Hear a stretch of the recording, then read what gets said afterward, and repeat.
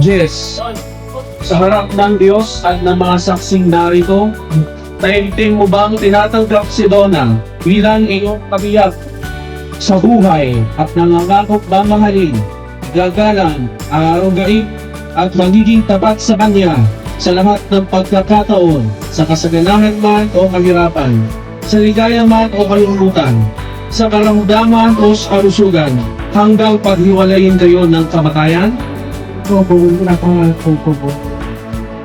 Donna, sa harap ng Diyos at ng mga saksing ito, taimtim mo ba ang tinatanggap si Jess bilang iyong kabiyak sa buhay at nangangakong mamahalin, igagala, aarugain at magiging tapat sa Kanya sa lahat ng pagkakataon, sa kasaganahan man, pahirapan, sa ligaya man o kalungkutan, sa karamdaman man o kalusugan, hanggang sa paghiwalayin kayo ng kamatayan?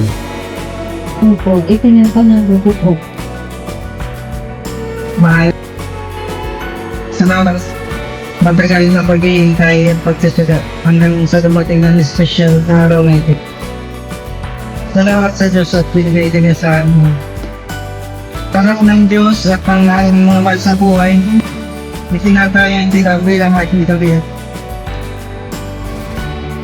Pinabangan kong gawin aking mga kung gagala, mahalaga sa hirap